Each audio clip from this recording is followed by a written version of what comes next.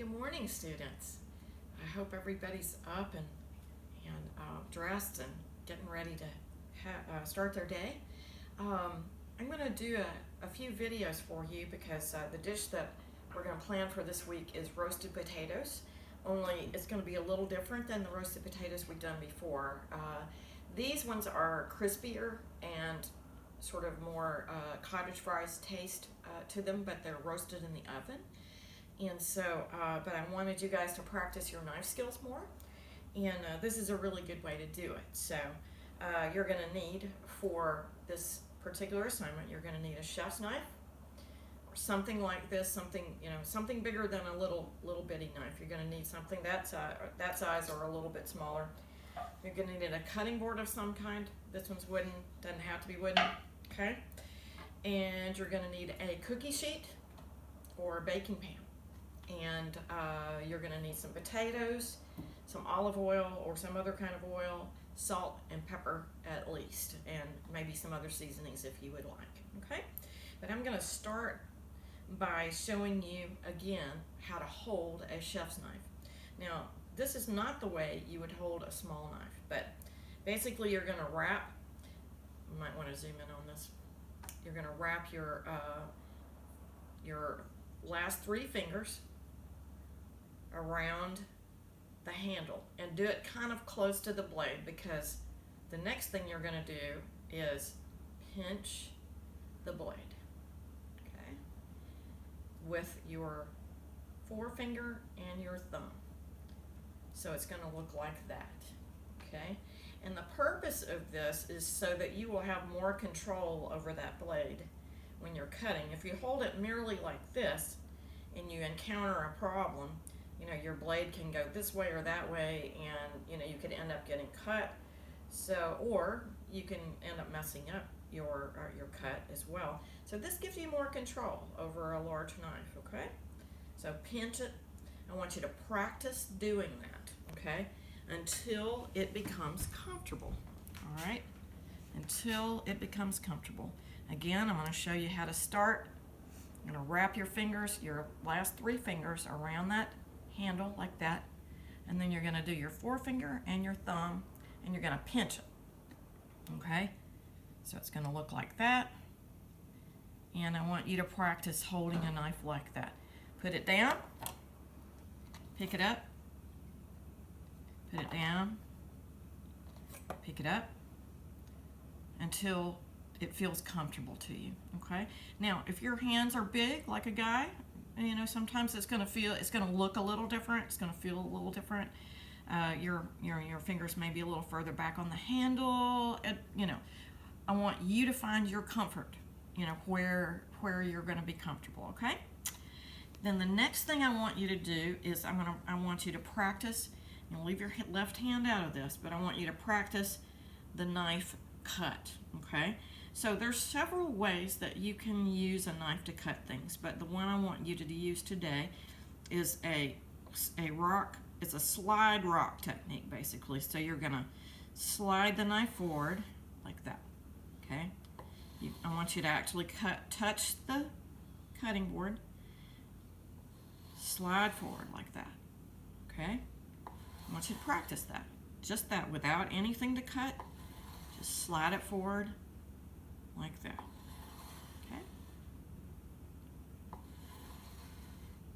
Okay, just keep doing that. Slide it forward, again, and again, and again. Practice keeping your blade perpendicular to the board, okay? Because you don't want this or this. You want a nice straight blade and a cut, and you have perfect control because you have a good grip. You have perfect control over that knife, okay? That's what we're looking for. All right, cool.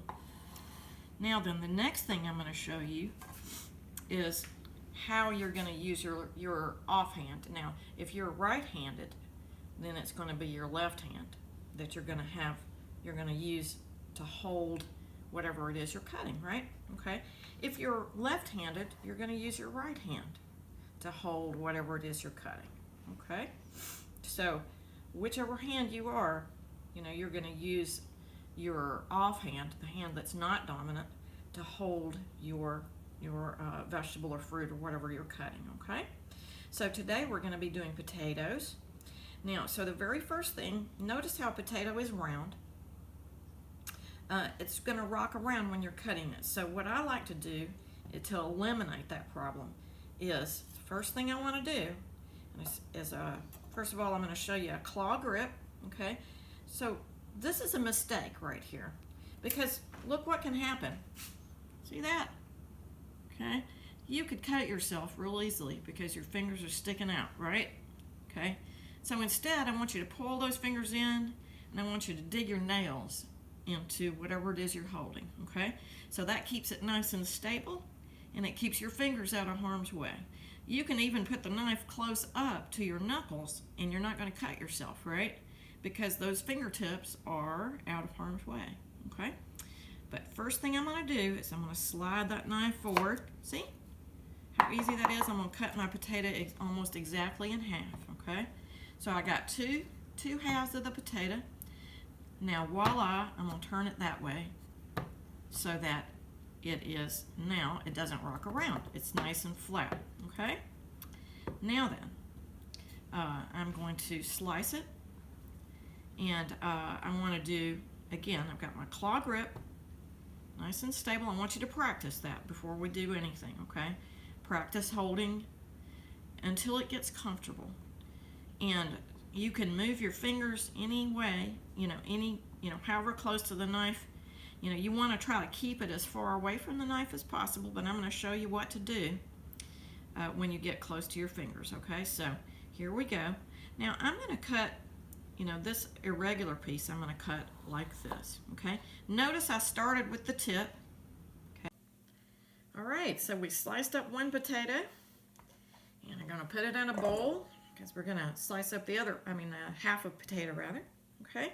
So again, let's practice the grip. Pick it up, wrap your 3 fingers around the handle, pinch the blade, your thumbs on this side, your 4 fingers on this side, okay? So it looks like that. You're pinching the blade, all right? So, and again, review, claw grip, not like that, right? Claw grip, dig your fingernails in so you can hold it stable, okay? Now then, again, we're going to start with the tip and slide forward. Am I pushing hard? No. You don't need to push hard, because if you've got a nice sharp knife, then you don't have to use a lot of force, okay? So I'm going to slide forward. I cut me, and this is kind of an irregular slice, but we're still going to use it, okay? Again, about a little more than a 1/4 inch. I'm going to slice here, okay? Again. And notice that I'm backing my fingers away from the blade, and I'm still gripping with my fingernails, okay? Slide forward, okay? There you go. Now then, I am not going to touch this, what's left. I am going to just hold it like this with my fingers, and then I'm going to slide and cut like that, okay? All right, so let's do another one. Cut it in half. Okay. Again, grip. Okay. Slices about like that. Toss them in there. And when we get to this level, I'm actually not even going to touch this the potato with my left hand. All right. One more.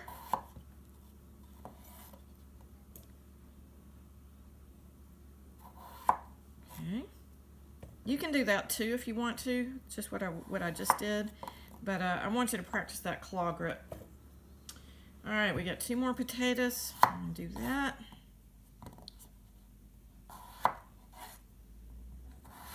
Okay, stop. Okay, so we've sliced up our potatoes, and we put them in a bowl. Okay, and now all we got to do is pour some olive oil on them. Like that. And now you can use a spoon if you want to, but I'm good with just getting my hands into it. What you want to do is make sure that all the surfaces are coated with olive oil. Okay? Very easy. Okay, and then you're going to take your potatoes, and for this particular type of potato, you don't want them right next to each other. You want just a tiny little bit of space between the slices, okay? Because these are going to be crispy, and so we want to leave room for the edges to crisp up. So, but you can lay them out kind of artistically, I guess. But just make sure you don't stack one on top of the other. That's the main caution. Let's see if I can put a little piece right there, maybe. Yeah, there we go.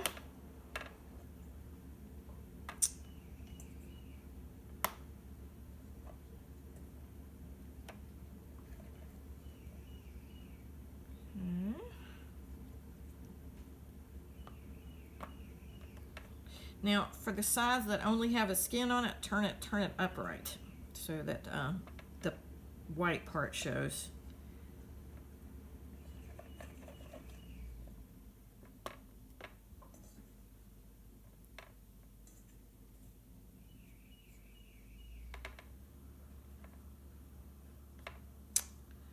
Okie dokie. There we go. I'm gonna wash my hands off.